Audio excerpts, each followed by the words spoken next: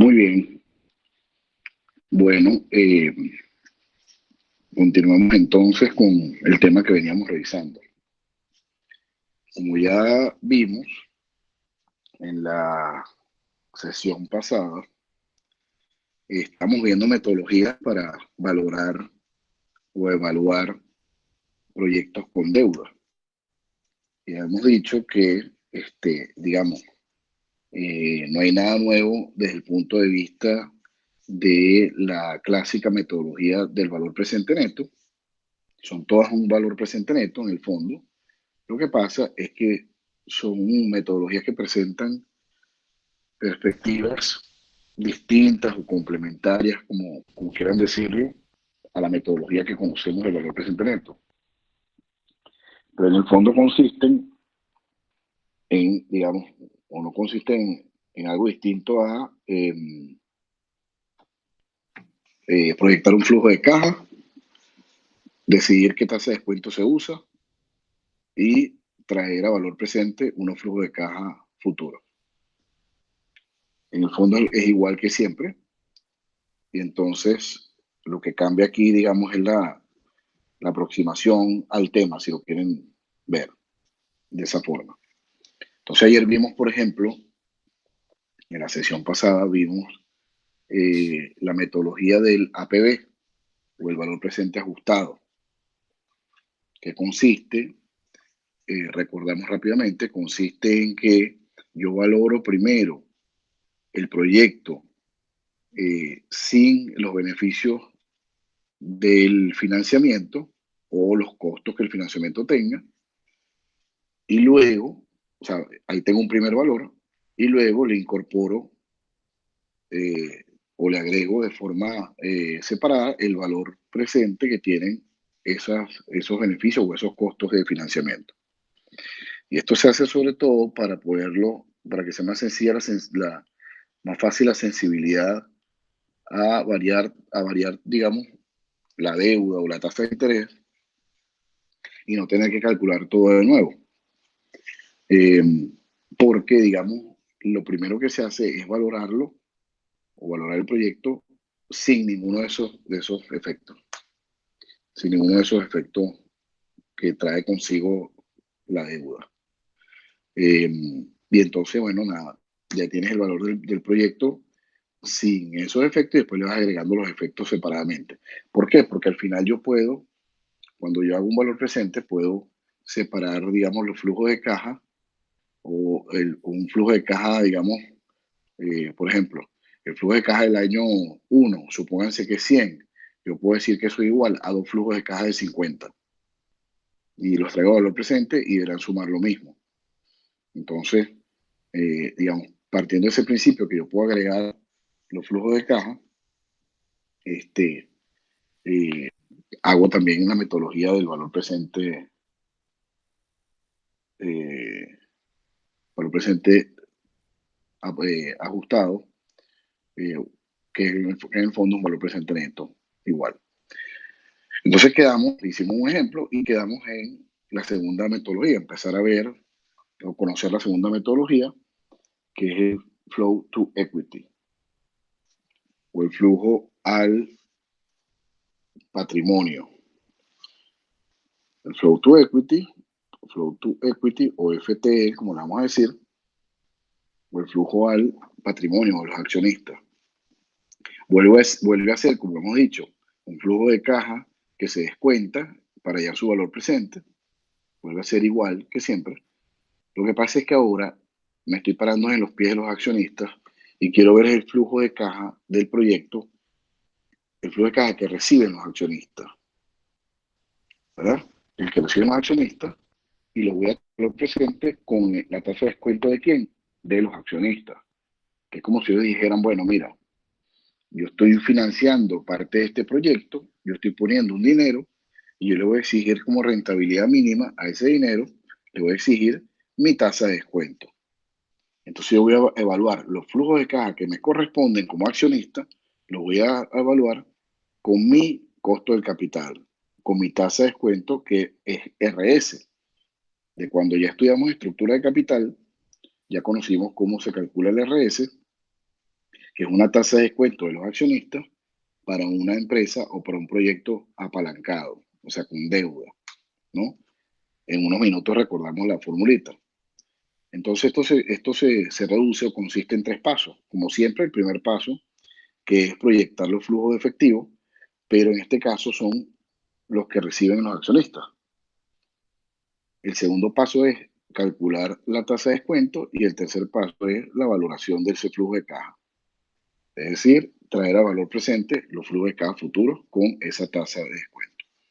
Y la decisión vuelve a ser la misma, o el criterio.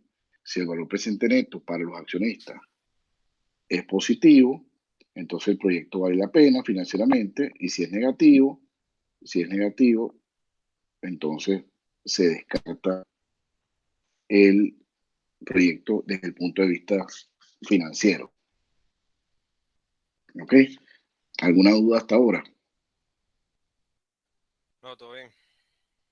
Ok, muy bien. Entonces, bueno, veamos un ejemplo.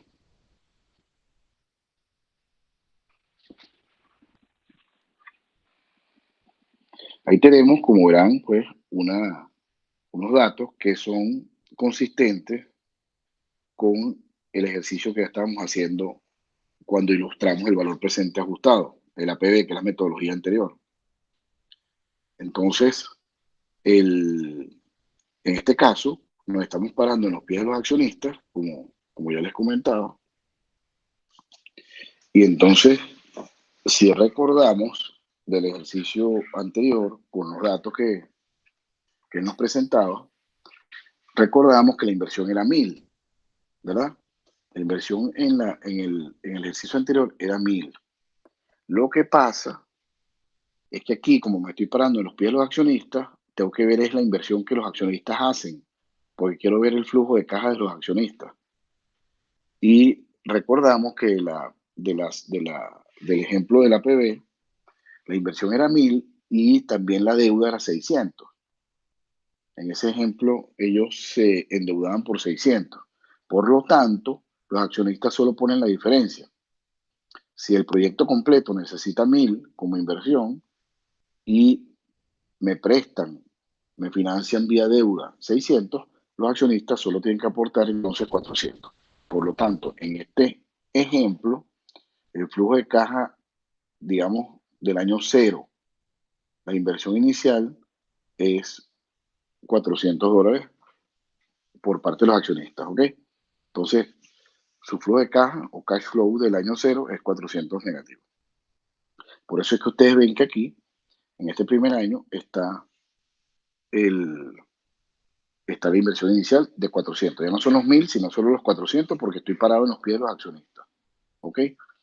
Ahora, ¿qué flujo de caja reciben los accionistas en el tiempo?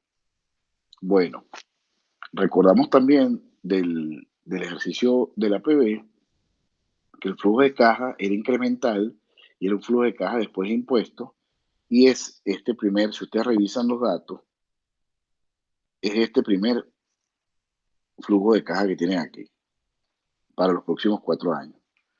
Es decir, 125, 250, 375, 500. Esos eran los flujos de caja que presentaba el ejercicio de la PB. Y ese flujo de caja, recordamos, era un flujo de caja después de impuestos. Pero ese no es el que reciben los accionistas. Ese es el flujo de caja, digamos, podemos ponerlo así, es un flujo de caja operativo después de impuestos. Ahí todavía falta, digamos, el efecto que tiene la deuda, porque lo que quiero ver es lo que al final reciben los accionistas. Es decir, cuánto los accionistas se pueden llevar de ese flujo de caja, por ejemplo, de 125 para el año 1, o cuánto se pueden llevar del flujo de caja de 250 del año 2, y así. Ese es el flujo de caja, digamos, que producía el negocio después de impuestos, ¿verdad? Pero todavía faltaba reconocer la deuda. Ahora, ¿cuánto se llevan los accionistas luego de la deuda? Bueno, recordamos que la deuda pagaba unos intereses de el 8% de 600, perdón, que era la deuda. Entonces, los intereses era multiplicar el tamaño de la deuda por la tasa de interés, que es eso que tienen allí, B por RB, ¿no? Esto que está acá.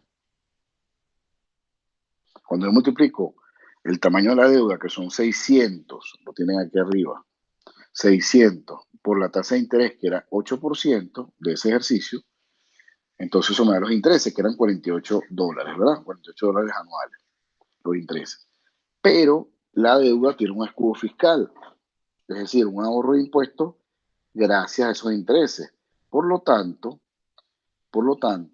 la empresa, aunque pague los intereses completos al acreedor, ¿verdad? Al que le prestó el dinero, o al que le compró los bonos, por ejemplo, que son $48, la empresa tiene un beneficio que es un ahorro de impuestos, que es el 40% la tasa de impuesto, ¿no? Por lo tanto, si ustedes multiplicaran y después restaran, si ustedes multiplican por la tasa de impuestos que está allí, ¿no? Que era 40%, y después eso se lo restaran a lo que, a lo que se pagó en intereses, les queda, digamos, el neto que los accionistas tienen que pagar. O dicho de otra manera, vamos a ver si hacemos esto por paso a paso, para no O sea, confundirnos. ese es o sea, ese es como que lo que el accionista tiene que pagar cada mes Cada año, sí. de, ajá, cada año del préstamo. De, sí, de deuda, pues acuérdate que, fíjate lo siguiente, acuérdate que me estoy parando en los pies de los accionistas. Un segundo, abrí por aquí una hojita en blanco. Vamos a ver si se ve. Ok, ahí está. Fíjate, vamos a tratar de hacer un segundo el ejercicio, digamos, eh, paso a paso para no confundirlo, ¿no? Quiero ver el flujo de caja que reciben los accionistas al final de cuentas. Entonces esto sería, por decir algo, vamos a suponer el EBITDA, ¿verdad? El EBITDA del negocio, disculpen la caligrafía, ¿no? El EBITDA, luego, si ustedes fíjense que esto es earnings before interest, taxes, depreciation and amortization, ¿no? O sea, no hay depreciación en este ejemplo no hay depreciación ni amortización. Entonces digamos Ujú. que el EBITDA es igual al EBIT, ¿verdad? Si no hay depreciación y amortización, entonces el EBITDA te queda igual al EBIT, que son los intereses antes impuestos de intereses, y impuestos de intereses, ¿sí? Luego, a este EBIT se le quitan los intereses, ¿verdad? Los intereses del préstamo, entonces te queda unas ganancias antes, before taxes, ¿no? Antes de taxes, de los impuestos. A esto le quitas los taxes y esto sería la utilidad neta, ¿cierto? Es Sí. un estado de resultado común y silvestre, ¿no? Este, Ujú. ¿Qué me está diciendo a mí este ejercicio como dato? Bueno, como dato me está diciendo que, digamos, eh, ya me están diciendo que hay un flujo de caja después de impuestos, que sería como si yo agarrara el EBITDA y le quito los impuestos de una vez. O sea, el ejercicio que vimos anteriormente, el dato inicial era un flujo de caja que era ya después de impuestos, pero asumiendo que no haya ni deuda ni depreciación, ¿verdad? Entonces, si usted se imagina un segundo que en este ejercicio no hubiese ni depreciación, ¿verdad? Ni deuda, si no hay deuda no hay intereses. Entonces, si se fijan, el EBITDA, si esto es cero, ¿verdad?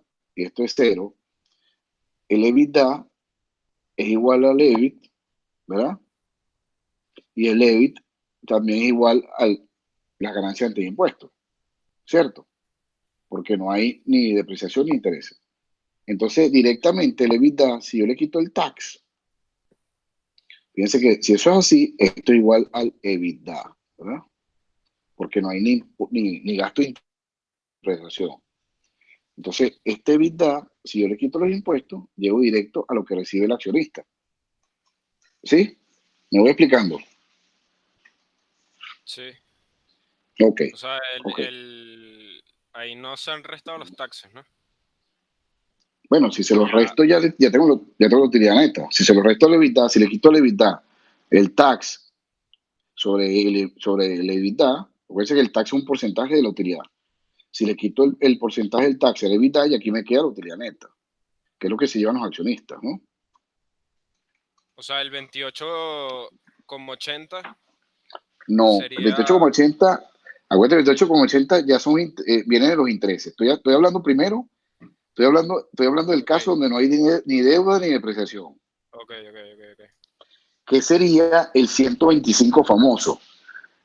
Este 125, este 125 que tienen allí, ese primer flujo de caja, ¿lo ven? 125. Ajá. Ese ya era un flujo de caja después de impuestos. O sea, neto. Claro, claro, ese era en el ejercicio en que no había deuda ni depreciación. Ese fue un dato inicial del ejercicio de la PB, ¿no? El valor presente ajustado. Entonces, ese 125 es así porque es justamente lo que estoy diciendo. No había ni intereses ni depreciación, y entonces ese 125 era este mismo número. 125 era este flujo de caja después de impuestos, ¿sí? Y así lo tenías para cada año. Ok. Ahora, ¿por qué hay que restarle el 28 y tanto? Porque ahora yo me quiero parar en los pies de lo que reciben los socios en una empresa que tiene deuda, ¿ves? Entonces, al tener deuda, voy a borrar un momentico aquí, al tener deuda, ya esto cambia. Esto cambia porque, Tienes que pagar al ten- interés. claro, al tener deuda, ya aparecen los intereses y su efecto sobre los impuestos. Vuelvo para acá, vuelvo a poner aquí los intereses, ¿sí? Al tener deuda, bueno, en este ejemplo no hay depreciación, sigue siendo igual, no hay depreciación, entonces el EBITDA es igual al EBIT, ¿verdad? Pero al quitar los intereses, ¿qué ocurre? Los intereses, recuerden del ejemplo, los intereses eran $600 de deuda por el 8%. Esto es el 48 ya mencionado. Esos son tus intereses anuales, ¿sí? Entonces tienen los 48. Ok, entonces si yo agarro, fíjate, si yo agarro, vamos a resolver un poquito aquí eh, de álgebra para que veamos de dónde sale el tema. Fíjate, yo voy a resolver aquí un poquito, ¿no? Si yo agarro, ¿qué es el EBT? La ganancia ante impuestos. La ganancia ante impuestos es, si se fijan, es el EBITDA, ¿verdad? Que sin la depreciación es el mismo EBIT, ¿verdad? En este ejemplo, este EBITDA es el mismo EBIT. Entonces, si yo al EBIT, que son las ganancias ante intereses e impuestos, le quito los intereses, ¿verdad? Le quito los intereses, eso me da el famoso EBT, ¿verdad? Eso es igual a las ganancias antes de impuestos. Y si yo a la ganancia de impuestos le quito lo que ya pagan en impuestos, que sería la tasa de impuesto, ¿verdad? Que voy a llamarlo tax porcentual, la tasa de impuesto, lo multiplico por el EBT, esto me da la utilidad neta, ¿verdad? Eso sería, digamos, algebraicamente todo el tema. Si yo al EBT le quito la tasa de impuesto, que recuerden que los impuestos son un porcentaje de la misma ganancia antes de impuestos, llego a la utilidad neta. Ahora, si ustedes aplican aquí un factor común, si en toda esta expresión aplican pero un factor común les va a quedar esto. Bueno, entonces a las ganancias antes de impuestos Si yo la saco como factor común, déjeme escribirlo mejor que está como feo. Ah, bueno, imagínate, esto está más chévere así. Si la ganancia antes de impuestos, ¿verdad? La saco como factor común, me va a quedar esto. Me va a quedar esto.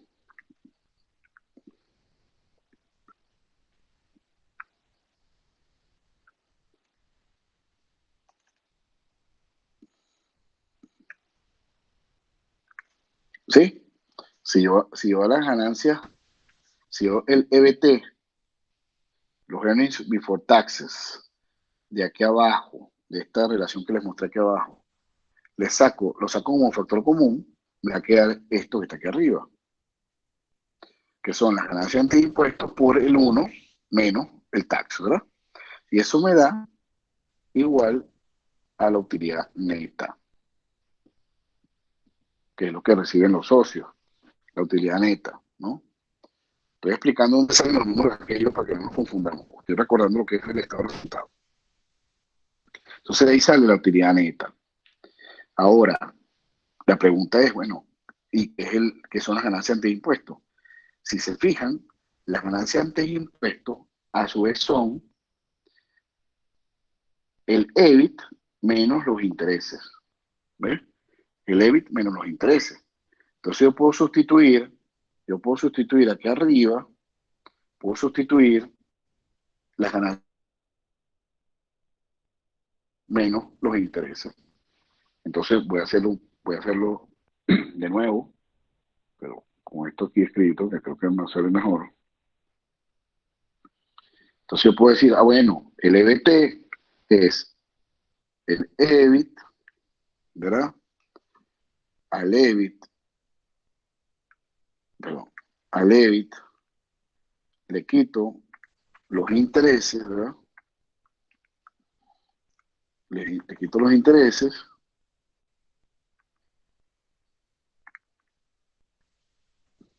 al EBIT le quito los intereses, ¿verdad?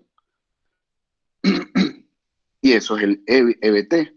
Entonces, si la ganancia ante impuesto, es decir, si esto que tengo aquí arriba, si la ganancia antes de impuesto, ya dijimos que era igual a esto, ¿verdad?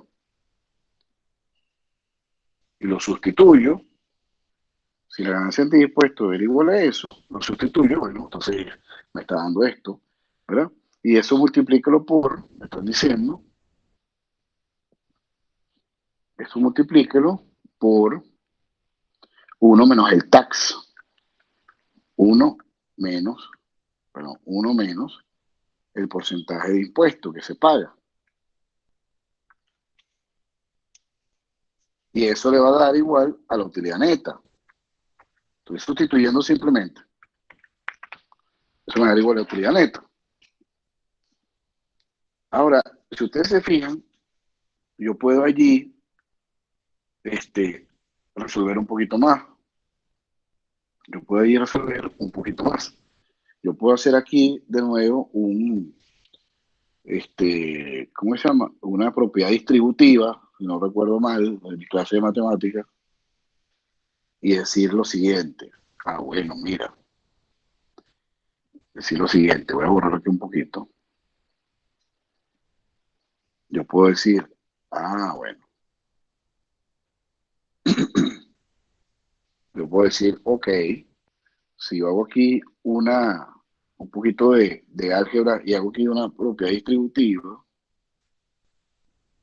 yo puedo decir, un segundo para poner esto mejor, ubicarlo en un sitio más conveniente. Yo puedo decir esto. Bueno, el EBIT, si yo hago aquí propiedad distributiva, me va a quedar EBIT por 1 menos el porcentaje de impuesto que pago, ¿verdad? Y todo esto le resto. Estoy haciendo propiedad distributiva. Los intereses por 1 menos el impuesto que pago, menos el porcentaje de impuesto que pago. Y eso me tiene que dar igual a la utilidad neta. Eso me tiene que dar igual a la utilidad neta. Fíjense que lo que he hecho es agarrar y distribuir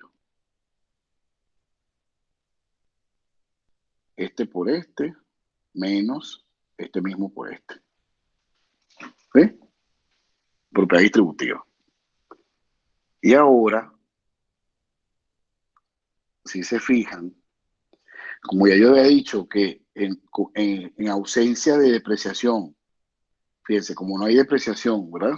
Como no hay depreciación, el EBITDA es igual al EBIT, lo tienen aquí, el EBITDA es igual al EBIT, como, porque no hay depreciación, entonces yo puedo sustituir este por el EBITDA. Yo puedo sustituir este señor por el EBITDA. Y entonces, yo puedo decir, ok, entonces, bueno, mira, entonces todo esto es el EBITDA, que son las ganancias ante intereses, impuestos de depreciación y amortización, por el 1 menos el tax, menos el porcentaje de impuestos, perdón, 1 menos el porcentaje de impuestos, y a todo eso le resto los intereses multiplicados por el 1 menos el porcentaje de impuestos, y eso me tiene que dar igual a la utilidad neta. A la utilidad neta. Y entonces, ahora voy a los datos del ejercicio. Si ustedes se fijan, estoy tratando de recordar los datos que ayer nos dieron con lo que nos están dando hoy, ¿no? O sea, complementando hoy.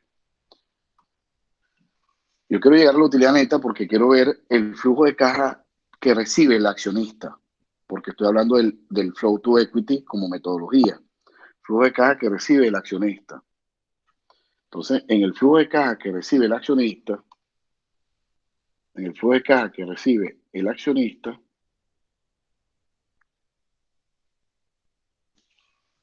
yo puedo decir, bueno, mira, que para el año 1, el ejercicio que hicimos para el APB me daba como dato para el año 1 que después de impuestos el flujo de caja el flujo de caja operativo era 125. Es decir, ese dato que me están, digamos, allí mostrando es justamente esta parte. Me están diciendo que para el año 1, el flujo de caja operativo después de impuestos era 125. Es decir, este 125, ¿verdad? En ese primer año. Y después, para yo llegar a la utilidad neta, le tengo que quitar los intereses, pero ajustándole con su escudo fiscal. Es decir, quitándole a su vez el ahorro que los intereses tienen en impuestos. El efecto que los impuestos, que el gasto de interés tiene en los impuestos. Entonces eso significa que esto es esto menos los intereses que eran la deuda de 600 por el 8%. Por el 8%. Vamos a poner esto más bonito.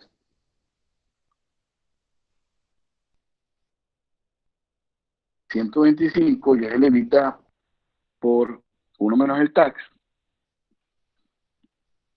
Y yo a este 125 le tengo que quitar los intereses que eran 600, los intereses son 600 por el 8%,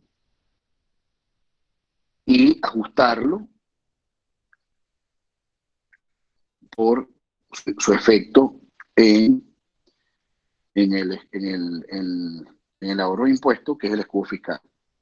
Entonces, esto te queda así. ¿Qué es lo que reciben los accionistas?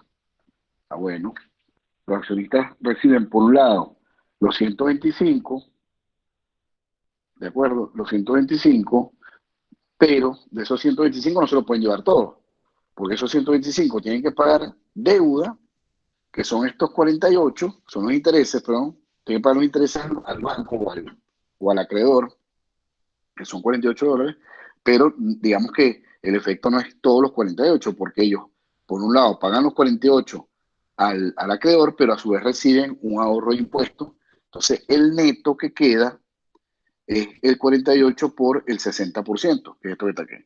Es decir, el 60% de 48 son los 28.8. Por lo tanto, la utilidad neta que ellos reciben es 125 que se pueden llevar, pero que de ahí tienen que pagar el 60% de 48, que eso es a su vez 125 menos, esos son los famosos 28,8, ¿verdad? Sí, que es el 60% de 48, el 60% de los intereses, pues, ¿no? Y esto te da entonces ese número que se lleva el accionista el primer año. Ya me perdí un momento. O sea, el Ajá. 60% de los intereses. Claro, eso no te da, es que, ¿cuánto te da 1 menos 40%? Esto que está aquí arriba. Ah, sí, Esto aquí. sí, sí. Ah, sí, sí, sí. Ese es 60%. Entonces lo que tú estás diciendo allí es, fíjate, si lo ves mecánicamente, tú dices, ah, bueno, el accionista agarra y tiene que pagarle 48 al acreedor, que son los intereses. Ah, pero él no es que, o sea, aunque eso lo paga al acreedor, no es que ese es el efecto en su bolsillo completo. Porque esos intereses, como se pueden descontar de impuestos, tienen un ahorro también en los impuestos, que es como si al accionista le devolvieran una parte de la plata. Entonces, el efecto realmente que tienen el flujo de caja, los intereses, no es que se van completos. El efecto es que salen 28. Es decir, gracias al ahorro de impuestos, la deuda pesa menos, si lo quiere ver así. De los 125, no tengo que darle los 48 completos y ya. Le tengo que dar solo 28,8. Porque aunque le doy 48 al acreedor, ¿te acuerdas que habían unos 19,20 que me devolvían? Que es el escudo fiscal. Hay unos 19,20 que es el ahorro de impuestos, que es como si el gobierno me los devolviera. Entonces ese flujo de caja es un ahorro, es entrada, y esto es lo que te da los 28,8. ¿Ves? Si tú sacas el 40%, si tú le sacas el 40% a los intereses, ¿verdad? Que es el 40% de 48, que son los intereses, te da 19,2, que era, si revisan el ejercicio del APB, esos 19,20 era el escudo fiscal de los intereses, es decir, el ahorro de impuestos que tienes gracias a los intereses, ¿no? Que es como si yo agarrara y aquí arriba, voy a borrar un segundo, como si yo agarrara y aquí arriba, borro aquí un segundo, borro aquí un segundo, como si yo agarrara y dijera, ah, bueno, mira, como si yo dijera, ah, bueno, fíjate, voy a voy a pasar esta, voy a agarrar esta relación completa y la voy a trabajar aquí abajo para verla de otra manera. Es como si yo dijera, ah, bueno, fíjate, eh, a la EBITDA, ¿verdad? A la EBITDA le quito sus impuestos y tal, y me da EBITDA por uno menos, uno menos el porcentaje de impuestos. Que eso sería el 60% del EBITDA, porque si el impuesto es 40%, uno menos 40% es el 60%. El 60% del EBITDA es un neto que se lleva el socio. Velo así, el negocio produce un EBITDA y yo no me lo llevo completo como socio, me llevo nada más el 60% porque le toca 40% al impuesto. 40% de ese flujo de caja que se produce se lo lleva el impuesto. Entonces 60 me lo quedo yo como socio. Ok, perfecto. Eso. Pero a su vez hay un efecto de los intereses, que si yo resuelvo esa segunda parte, me va a quedar menos intereses más, fíjense que si yo resuelvo, si yo resuelvo esta propiedad distributiva que tengo aquí, que acabo de encerrar en verde, si yo resuelvo esta propiedad distributiva, me va a quedar intereses menos, ¿verdad? Menos, me va a quedar intereses menos los mismos intereses multiplicado por la tasa de impuestos. ¿Sí? Si yo resuelvo eso allí, me va a quedar de esa manera. Ahora, si yo sustituyo los datos que tengo, si sustituyo los datos que tengo, EBITDA por 1 menos el tax, son los famosos 125 del ejercicio anterior. Son 125. Y a eso le tengo que quitar los intereses. Los intereses me dijeron que eran 48. ¿Sí? Que es 600 por el 8%, que es el 8% de 600, pues 48. Y si yo a esto, perdonen que aquí me equivoqué distribuyendo, aquí, voy a volver un segundo a voy a volver un segundo ahí. Eso ahí es más. Eso ahí es más, porque sería el menos por menos, ¿no? El menos, acuérdense que aquí adelante, aquí hay un símbolo negativo. Aquí hay un símbolo negativo. Y cuando ese símbolo negativo, distribuyendo, lo multiplico por este negativo que está aquí adentro, me va a quedar positivo. Entonces me va a quedar menos intereses acá abajo, más intereses por la tasa de impuesto. Entonces vuelvo acá al número. Va a ser 125, que es el EBITDA menos el efecto de los impuestos, 125 menos 48, que son los intereses, más los mismos intereses multiplicados, los mismos intereses, vamos a ponerlo aquí así, para que no nos confundamos, los mismos intereses multiplicados por la tasa de impuesto que es 100. Entonces, si se fijan, ¿qué está pasando ahí? Lo que justamente unos segundos, 125, si yo resuelvo eso, me va a quedar 100, los intereses 48, pero los intereses no se dan completos. Hay una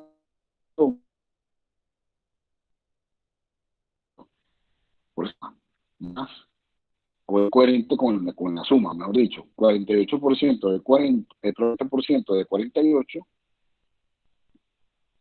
son 19,20, que es el escudo fiscal o el ahorro de impuestos que tienes gracias a los intereses.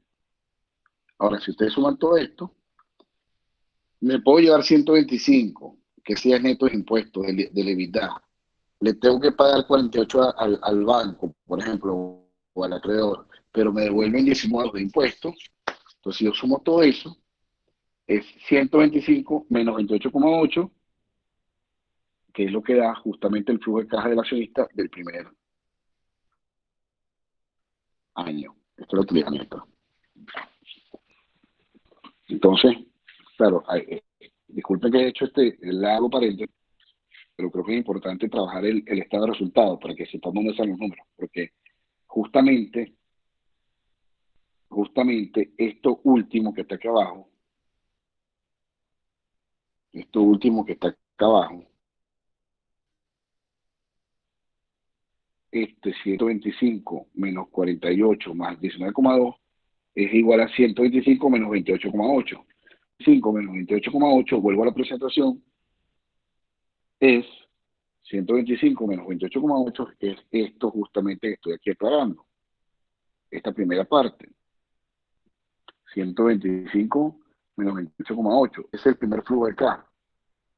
Y el año siguiente, ¿cuánto se lleva el socio? 250 menos 28,8. ¿250 qué era? Voy a citarle el flujo de caja. ajustado por impuestos.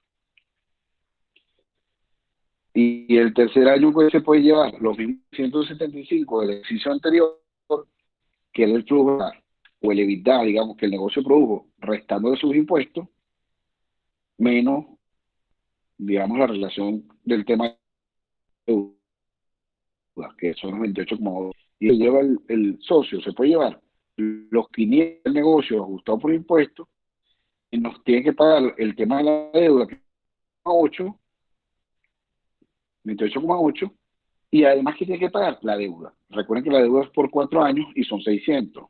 Por eso que en el flujo de caja del socio está este 600 en el cuarto y último año del proyecto o de la proyección, porque ahí tiene que pagar la deuda.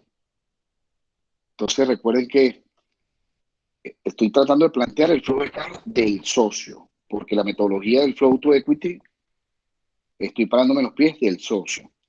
Entonces, ¿cuánto él, digamos, tiene en flujo de caja? Repitiendo su flujo de caja. Bueno, primero, tiene que poner 400 el año 0. Después se lleva 96,20 el año 1. Después se lleva 221 el año 2. 346 el año 3. Y el año 4, él se puede llevar una parte, pero además tiene que pagar la deuda, que es de 600. Entonces su neto es negativo, 128,80. Y esos son los flujos de caja que yo tengo que descontar al socio, porque estoy en los pies del socio. Menos 400, más estos positivos, y este 128 negativo el cuarto año. Sí me van siguiendo.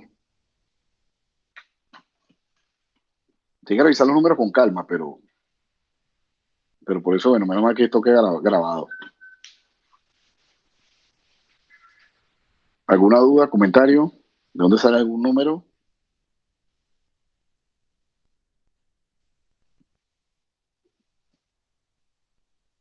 ¿Siguen allí? Bueno, profe, yo estoy entrando ahorita a la clase, así que por ahora, Sí. dudas, todavía no. Bienvenida. Gracias. Sí, marica, y yo estamos igual, pero yo entré un poquito antes y puedo entender un poquito. Ok.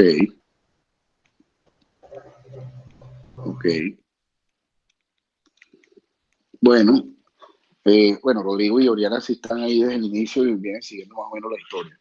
Activo. Muy bien.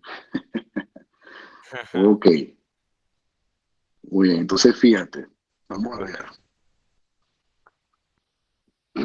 Volvamos entonces al tema. Recuerden que la intención de esta metodología es descontar, o sea, traer a valor presente los flujos de caja que el socio va a recibir. Entonces, digamos que la primera gran tarea era esta que acabamos de terminar, que era los flujos de caja, ¿no? Los flujos de caja. Entonces, el siguiente paso es la tasa de descuento para poder descontar esos flujos de caja. Hicimos la primera tarea, que es el flujo de caja, que es poner tanto lo que invierte el socio en el tiempo, o sea, en la línea de tiempo. Esto es un proyecto de 4 años, digamos, para los que ayer no vieron la metodología anterior. Este es un proyecto de 4 años.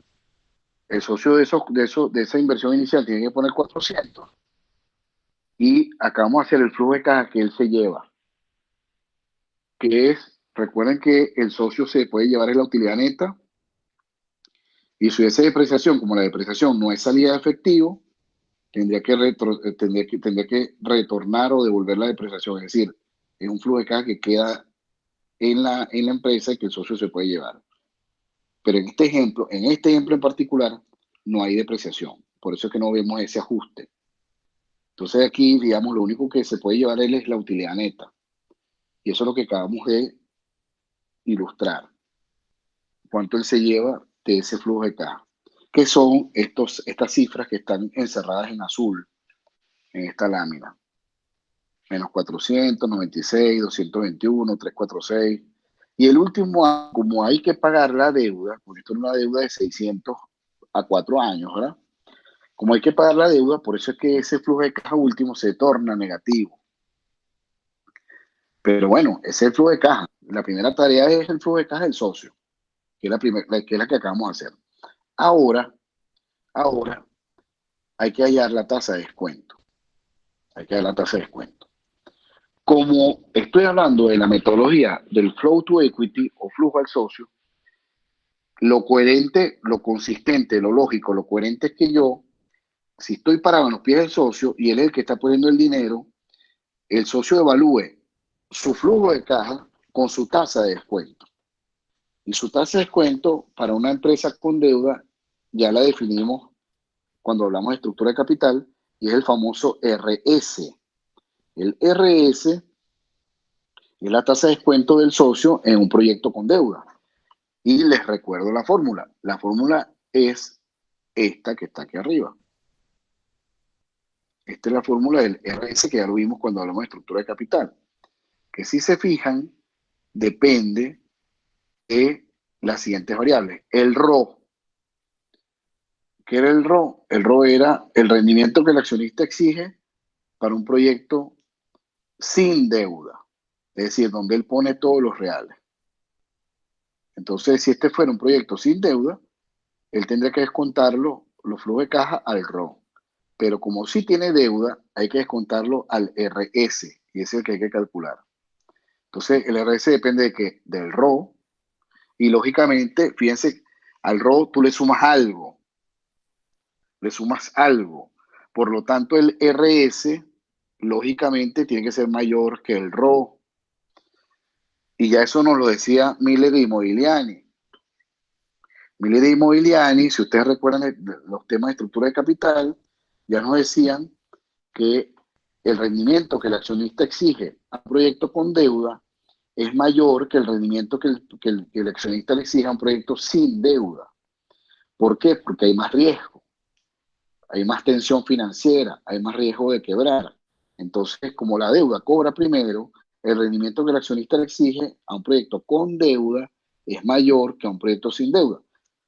Por eso es que esto que acabo de poner ahí es consistente con la teoría, ¿no? Miller y Modigliani, estructura de capital. Por eso es que el RS es el RO más algo. Y ese algo que es, ese algo va a depender de la estructura de capital. Estoy recordando la fórmula, para no ponérselas y ya. Esto ya lo habíamos dicho en algún momento, cuando hablamos de estructura de capital. Ese algo depende de esta relación.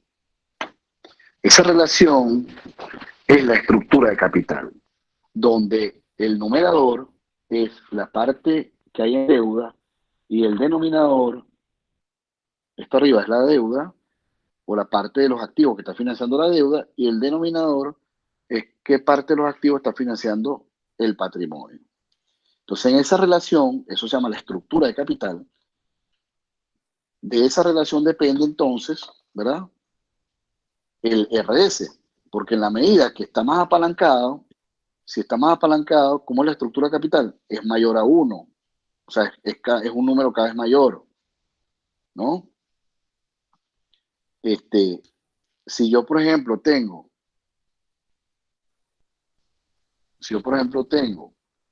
por decir algo, 600 en deuda, ¿verdad? Y, por decir algo, 400 en patrimonio, que es lo que está poniendo el socio, esa relación es mayor a 1.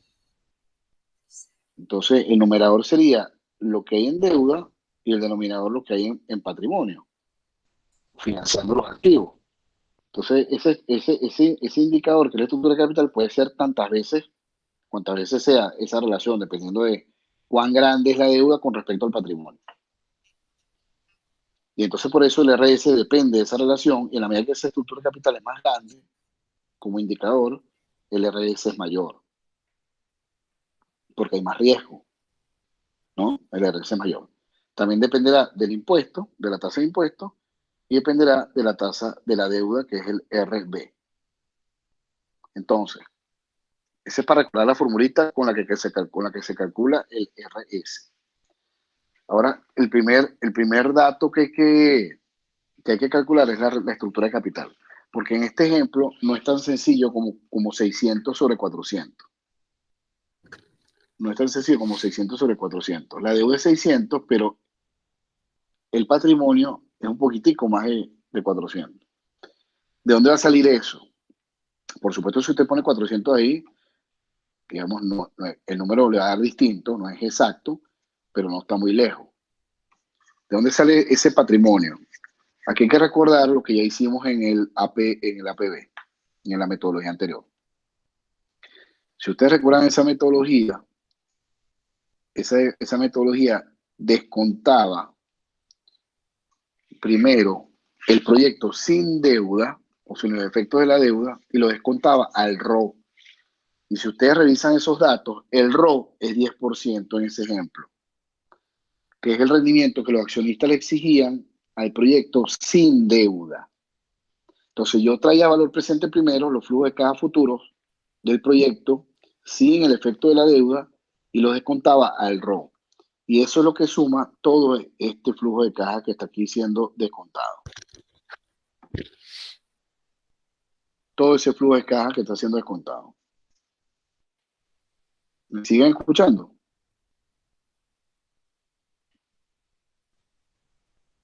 Sí, profe, sí lo estamos escuchando.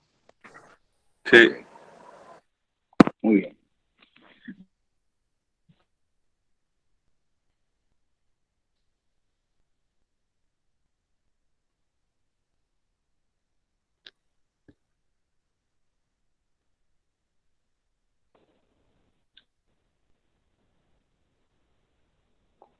¿Me escuchan? Sí. Ya que yo sé que no lo escucho a ustedes. Aló. Ajá. Ok.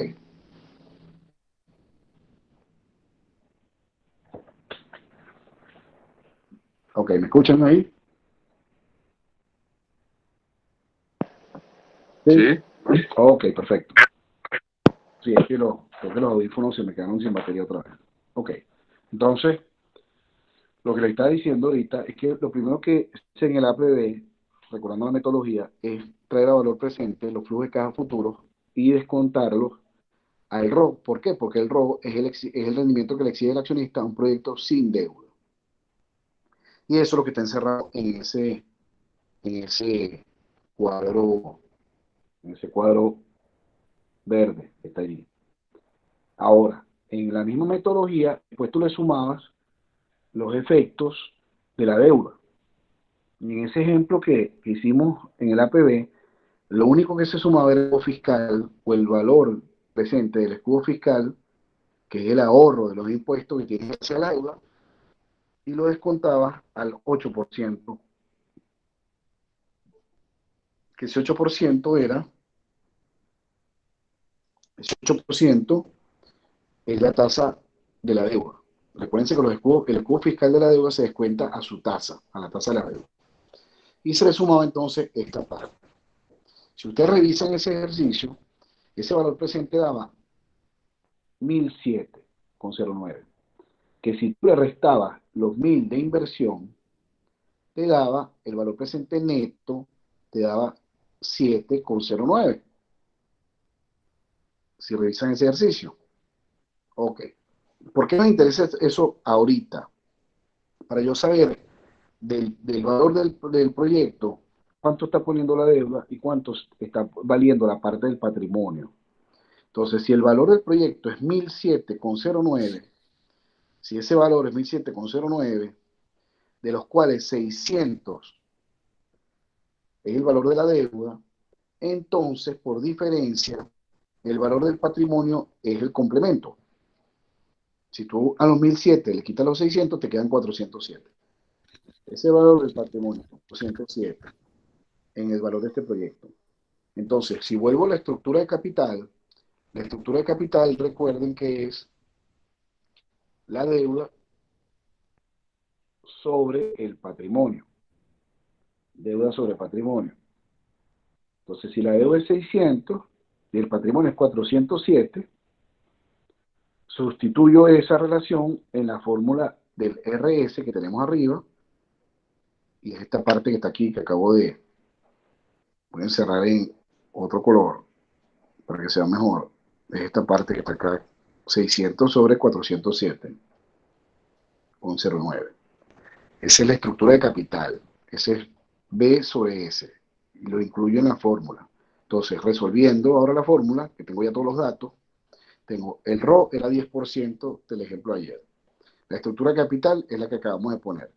El tax era 40% en el ejemplo, ¿no? Y 8% era la tasa de la deuda. Si yo sustituyo todos esos datos y resuelvo, me da que el RS es 11,77. Cosa que es coherente, porque 11,77 es mayor que 10%. Y mi línea inmobiliaria ya me están diciendo que el RS tiene que ser peor que el RO, porque más riesgo. Entonces, de ahí sale la tasa de descuento que tienen que usar los accionistas en este proyecto con deuda, 11,77. Entonces, ¿qué tenemos ya de los datos? Tenemos el flujo de caja proyectado y tenemos también el RS. Y si yo agarro ambos, ¿verdad? Si agarro ambos, ya puedo hallar el valor del proyecto. ¿No se mete allá? Allá. ¿Cómo? Ah, disculpe, tengo el micrófono prendido. No, tranquilo. Ok. Entonces, allí tienen, ahí tendrían ahora lo que el siguiente paso. Sabidos, ya calculados y conocidos. Los flujos de caja, ¿verdad? Que es el primer paso de la metodología. Y ya también calculada la tasa de descuento, entonces ya puedo proceder a traer a valor presente los flujos de caja futuros. Entonces sería, ahí lo tienen,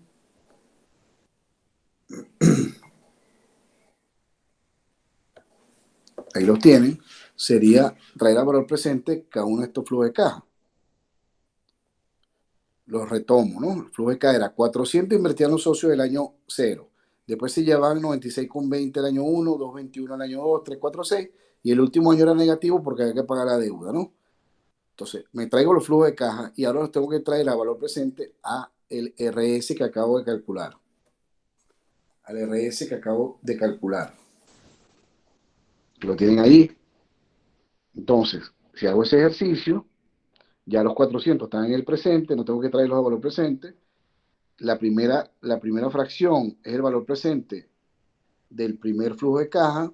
Fíjense que como están más atrás, voy cambiando la N, que es el punto en el tiempo donde están. Eso también ya he sabido en el ejercicio.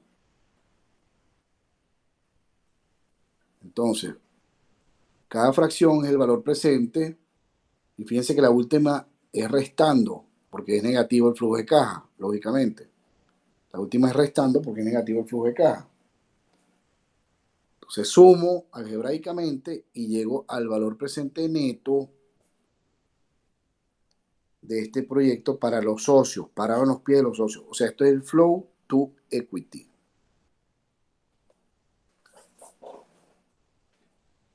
¿Sí? ¿Alguna duda en esta última parte? Sí.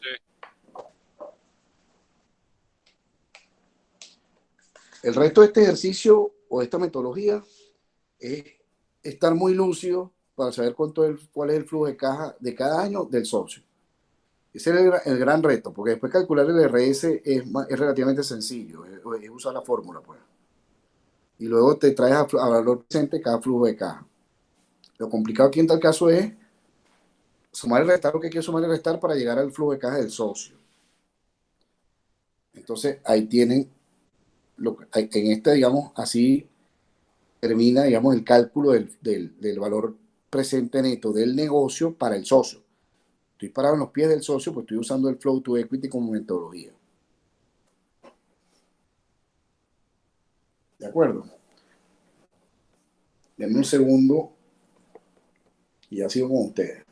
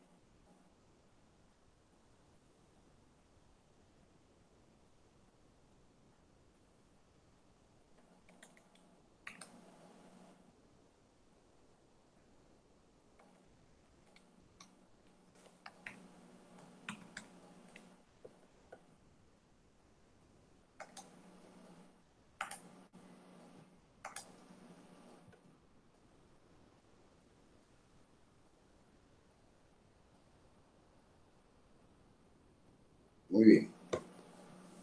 Entonces, continuemos.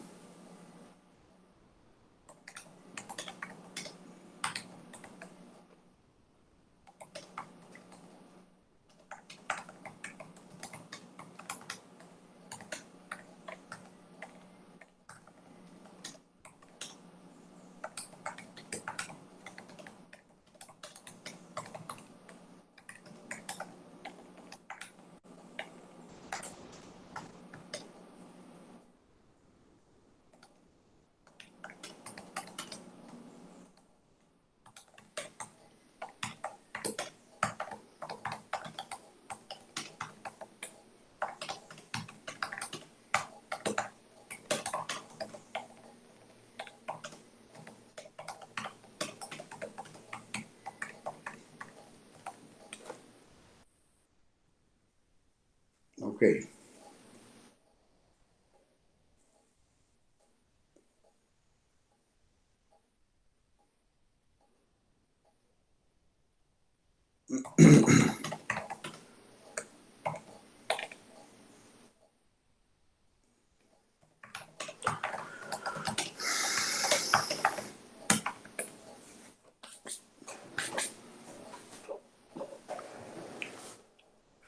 Bueno, muy bien. Entonces, a ver, sigamos en las metodologías. Ya vimos el APB, que es el valor presente ajustado, y acabamos de ver un ejemplo del flow to equity, que es el flujo al accionista o al patrimonio. La siguiente metodología es el WACC. Recuerden que en este tema vamos a ver estas tres metodologías, que en el fondo, como ya les he dicho varias veces, para que no lo perdamos de vista, es un valor presente neto, cada metodología. Lo que pasa es que dependerá de, por supuesto, según la perspectiva de la metodología, bueno, en los pies de quién me estoy parando para hallar el valor presente neto. Entonces, vamos a la tercera, que es el WACC. El WACC, como ustedes saben, es un promedio ponderado del costo del capital. Y ahí tienen la fórmula que ya también la conocemos. La fórmula del WACC es un promedio ponderado entre los que ponen los reales, entre el rendimiento que exigen como mínimo cada uno de los que ponen los reales. Donde por un lado están los accionistas, y por eso aquí está el RS, y por otro lado está la deuda, y por eso aquí está el RB. Es el rendimiento que exige cada uno, tanto accionistas como deuda. El RS ya sabemos dónde sale, lo acabamos de calcular. y el RB es el rendimiento de la deuda. Si yo los pondero proporcionalmente según lo que pone cada uno, entonces ahí tengo el WACC.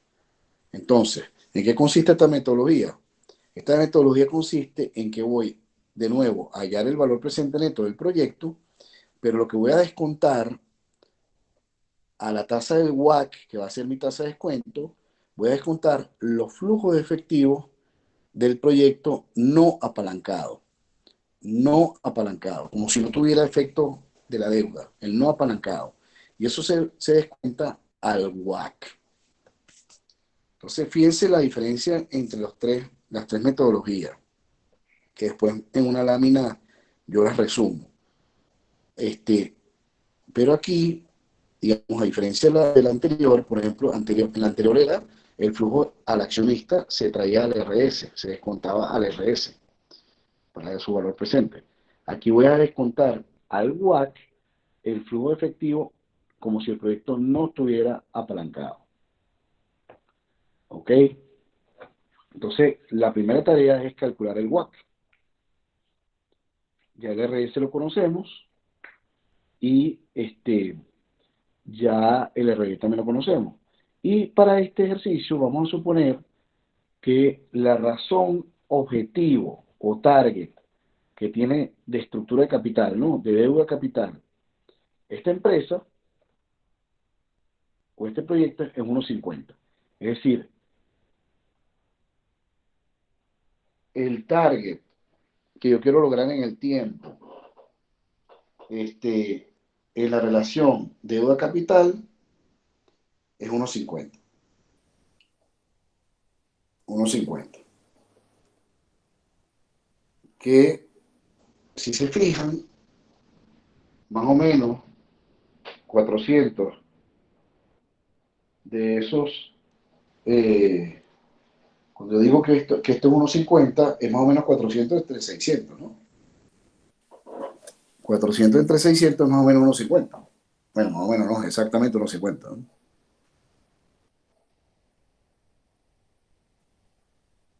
Pueden verificar.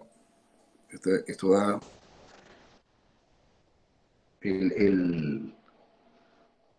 fíjense, ese es 400 entre 600 le está dando el 67%, que es como si hay un tercio de la, o qué, 2 tercios, mejor dicho, 2 tercios del patrimonio es la deuda. Cuando yo digo la estructura de capital es 1.50, aquí más bien estoy diciendo que es como si fuera al revés, es decir, como si la deuda fuera 600 y el equity es 400. Que si lo ven en la lámina anterior,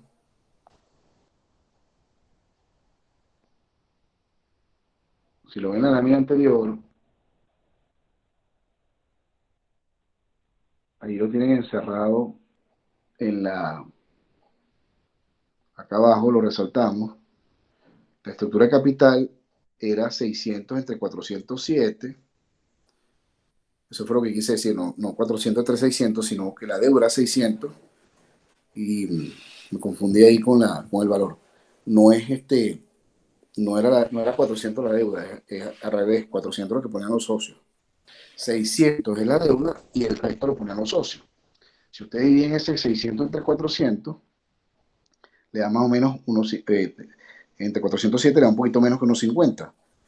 Entonces, ellos para simplificar, pudieran decir tranquilamente, bueno, mira, la relación deuda-patrimonio que voy a tratar de mantener en el tiempo es que la deuda sea 1,5 veces el patrimonio.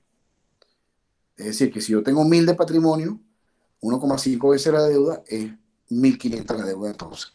Si yo tengo 2.000 de patrimonio y quiero mantener siempre la relación 1,5, entonces tiene que ser 3.000 la deuda. Yo voy a tratar de mantener en el tiempo. Esa es parte de la metodología del WACC. O sea que si tú cambias esa proporción, va a cambiar el WACC también. Entonces, si tú quieres mantener como tasa de descuento la misma para todos los años, lo que tienes que comprometerte es que el proyecto siempre tenga esa misma relación deuda-patrimonio. 1,5 en el ejemplo, es decir, que por cada 100 bolívares, o sea, $100 que haya de patrimonio, haya 1,5 veces los dólares en deuda.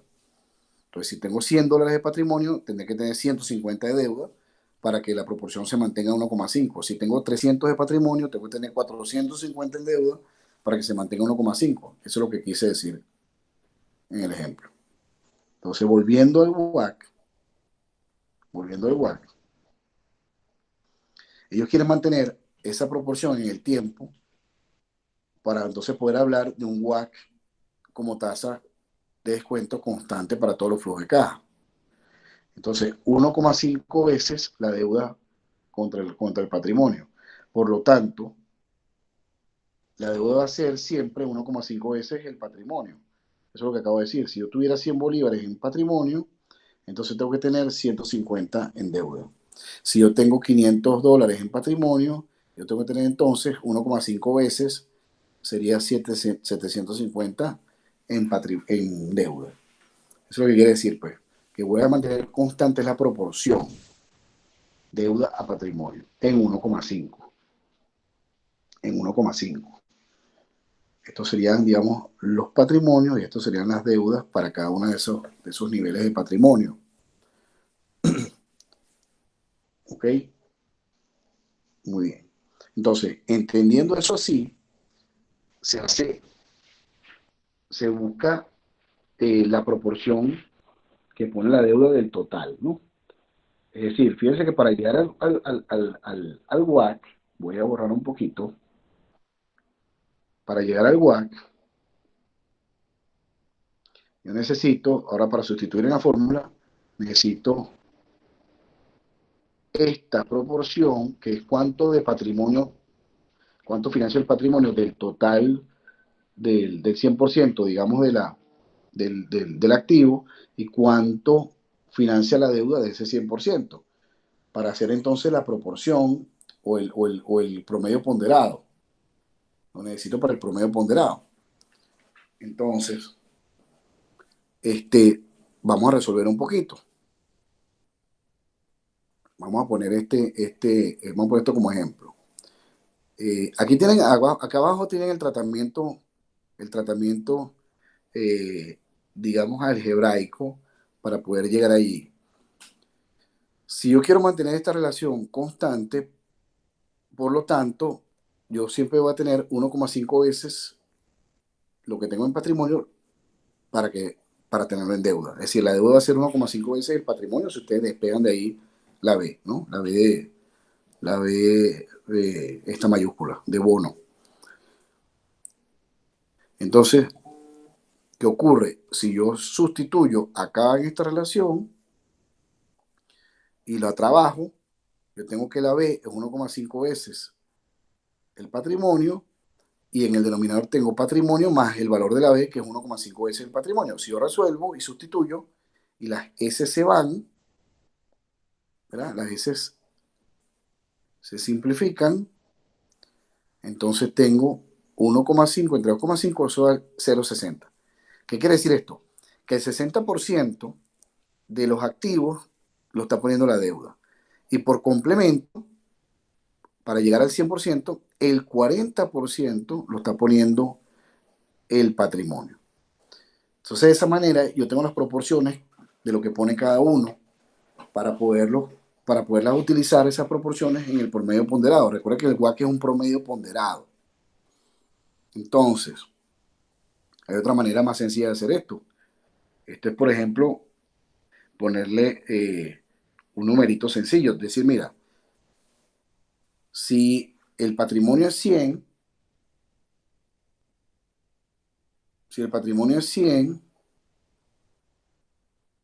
entonces la deuda tiene que ser 150.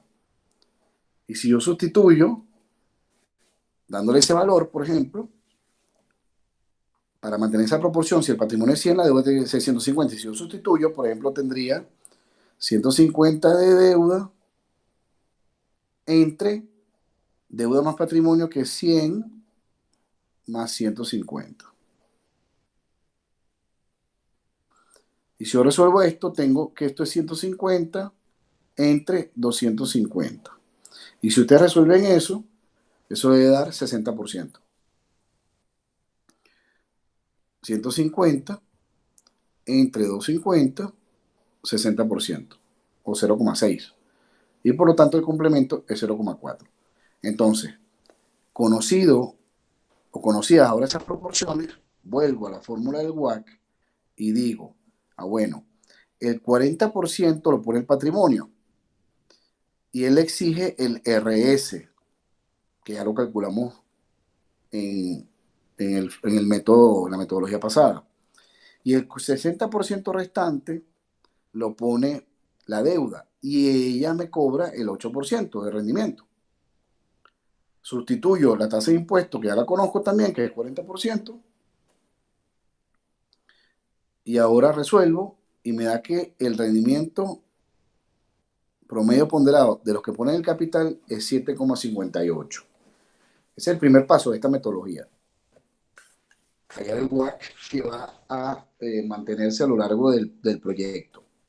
Y para que se mantenga, repito lo que ya comenté hace unos minutos, la proporción deuda-patrimonio debe mantenerse también. Porque si yo cambio esa proporción, me cambian las proporciones, esta de 60 y 40%, y me cambia entonces el WACC también. Entonces, para yo poder usar el WACC como tasa de descuento a lo largo de los 4 años de la vida del proyecto, se tienen que mantener todos los datos. Y parte de los datos es las proporciones que van por deuda y por patrimonio. Entonces, llego primero al WACC, y una vez conocido el WACC, ¿qué me pide la metodología? Descontar los flujos de caja no apalancados. Los no. Entonces, ahí voy al siguiente paso. Para encontrar entonces el valor del proyecto, yo ahora descuento los flujos de caja no apalancados. Es decir, como si el proyecto no tuviera deuda. Y los recordamos del primer ejemplo, del ejemplo del APB, que ahí nos daban los flujos de caja no apalancados. Teníamos una inversión de 1.000 y teníamos estos flujos de caja incrementales.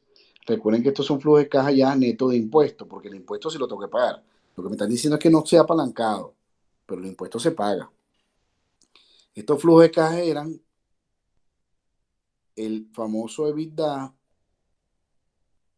menos el impuesto que el EBITDA pague, o sea, ajustado por impuesto. Y tenía esta proyección en el tiempo. ¿Y qué tengo que hacer ahora? Traer a valor presente estos flujos de caja futuros, pero con la tasa del WACC. Si se fijan, está aquí abajo, 7,58, que la acabamos de calcular. Entonces me traigo a valor presente, fíjense que van cambiando las potencias, ¿verdad?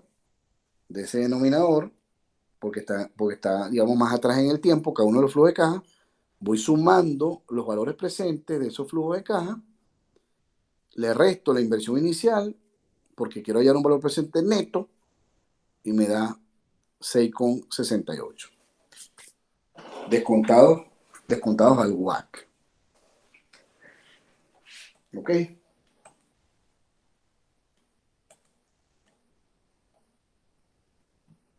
¿Alguna duda allí? No, yo creo que por ahora todo claro. Ok.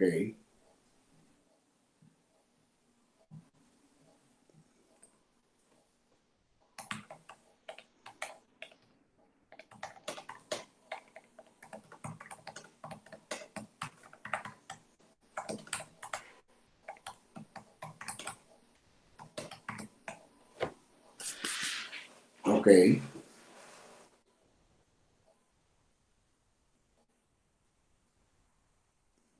Entonces, esto consiste en traer a valor presente los flujos de caja del proyecto como si no tuviera, digamos, el efecto de la deuda,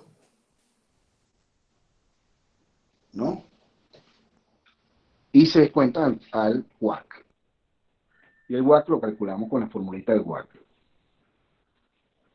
Y ese sería, digamos, esta valoración. ¿Qué me está diciendo este? Fíjense que son tres metodologías distintas para responder la misma pregunta.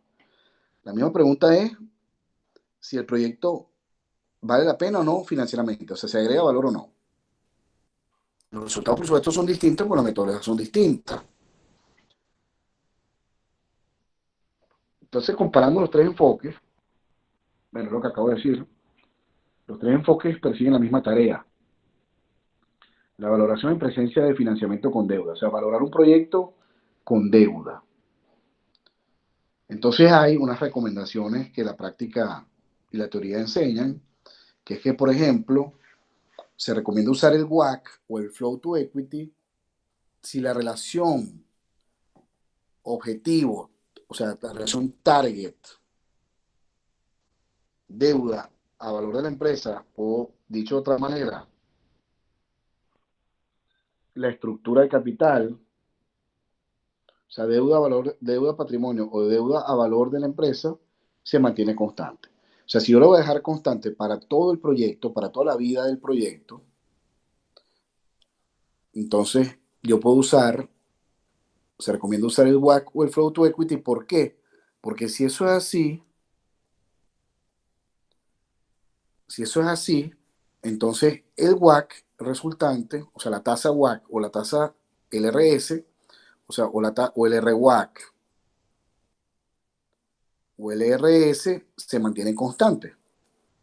Para que se mantengan constantes, la proporción deuda-capital debe ser constante.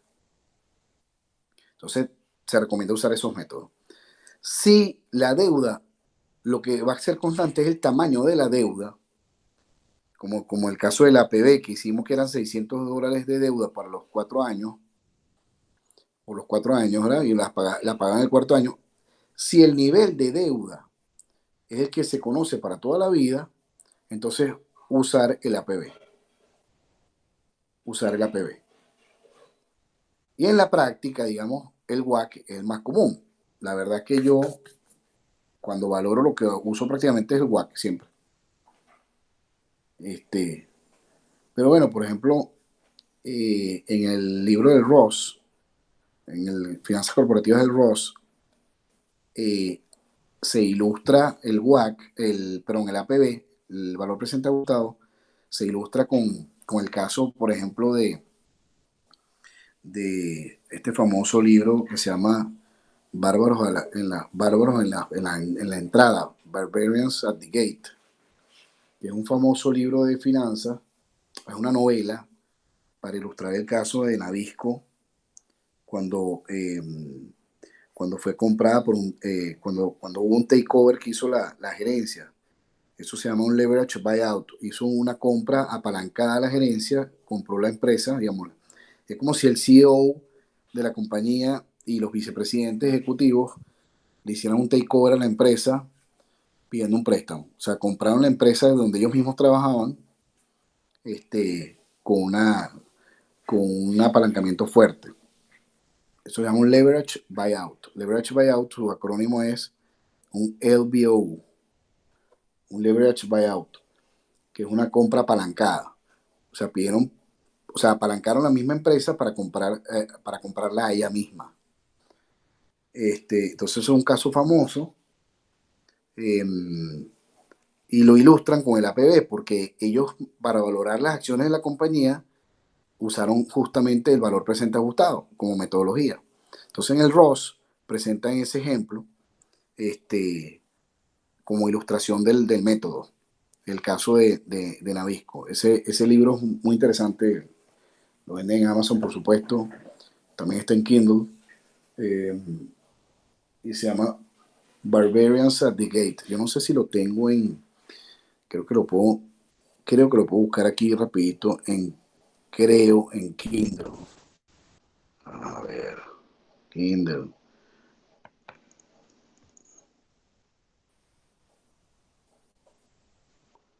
Vamos a ver si lo puedo ver aquí rapidito. Si lo consigo aquí. No sé si ya, como yo recientemente tuve el tema con el iPad, no sé si lo habrá descargado. Vamos a buscarlo aquí.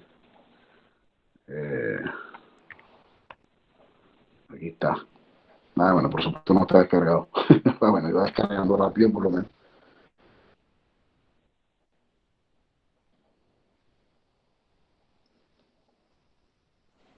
Ese es el libro.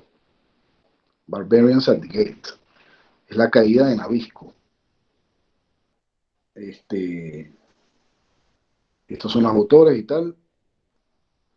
Y, digamos, novelan. Justamente lo que hacen es novelar esa historia de esta compra apalancada. Es como una novela financiera.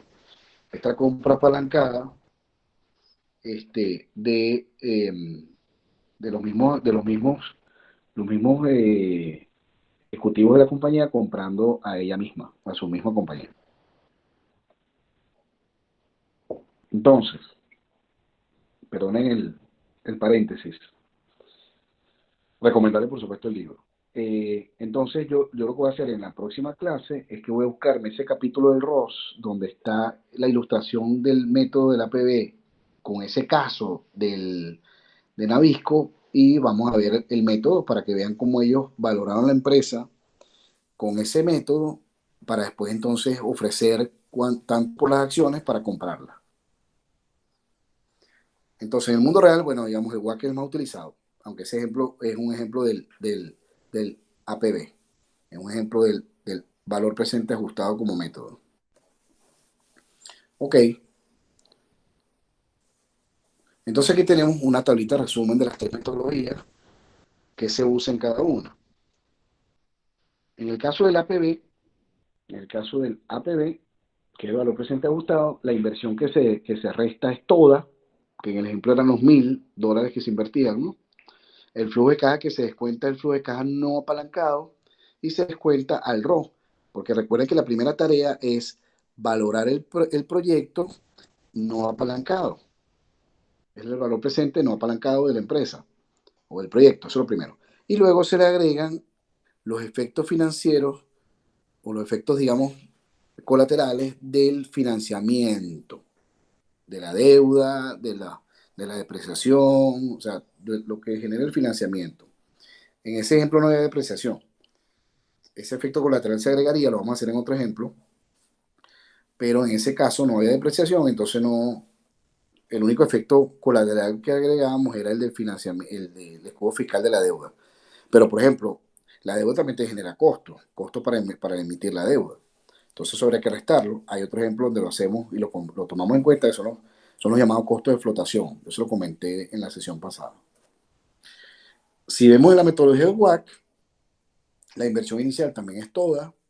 También el flujo de caja que se descuenta es el mismo que se descuenta no apalancado, ¿verdad? Pero se descuenta a la tasa del WACC y no se agregan efectos colaterales. Estoy revisando como las metodologías, ¿no? Y la tercera es el flow to equity. Allí lo que se resta es la inversión que ponen los accionistas, o sea, la porción de la inversión que ponen los accionistas. El flujo de caja, si es apalancado, porque es el flujo de caja que reciben ellos después de considerar la deuda, ¿verdad? Lo hicimos en el ejemplo hoy, y se descuentan al RS y no se agregan efectos colaterales. Este es como el resumen, digamos, de cada metodología. ¿Qué enfoque es el mejor? No hay un enfoque mejor que otro. Hay un enfoque más conveniente o no según el caso.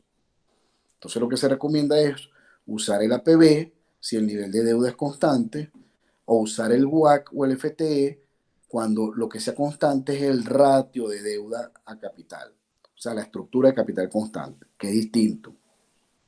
Una cosa es el nivel de deuda constante, otra cosa es que la relación deuda-capital se mantenga constante. WACC es, como dicen los catires, by far el más común. Y el flow to equity es una opción razonable para una empresa altamente apalancada. Altamente apalancada. Esto es como una laminita de resumen de las metodologías y cuándo usar una y la otra y cuál es mejor y tal. La más común es el WACC. ¿Ok? ¿Alguna duda hasta ahora? Seguramente muchas, pero hay que repasar los ejemplos y practicar, seguir haciendo ejercicios. Eso es lo que vamos a tratar de hacer en las clases, seguir haciendo ejercicio. ¿Alguna duda?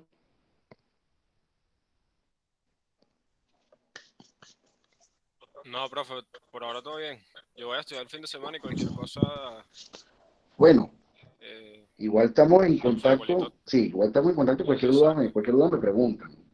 Yo lo que recomendaría sobre todo los que se incorporaron tarde o no estuvieron ayer, es revisar el video para que entonces se pongan al día y vayan haciendo el ejercicio en papel y lápiz, o sea, vayan viendo la lámina, van haciendo el ejercicio y calculan, agarran la calculadora y también para ahí sí llegan al mismo número y tal, y van viendo el ejercicio para que practiquen la metodología. Yo voy a seguir haciendo ejemplos de las metodologías, pero obviamente no vamos a hacer infinitos ejemplos. En algún momento ustedes tienen que ya dominar la metodología.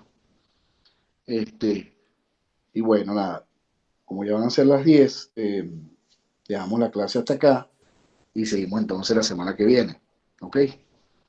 Este, bueno, seguimos igual en contacto, por favor, cuídense.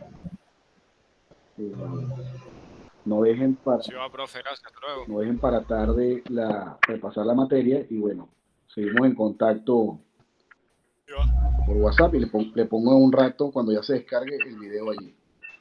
Que estén muy Ah, ok, bien. está bien. Gracias, profesor. Hasta luego.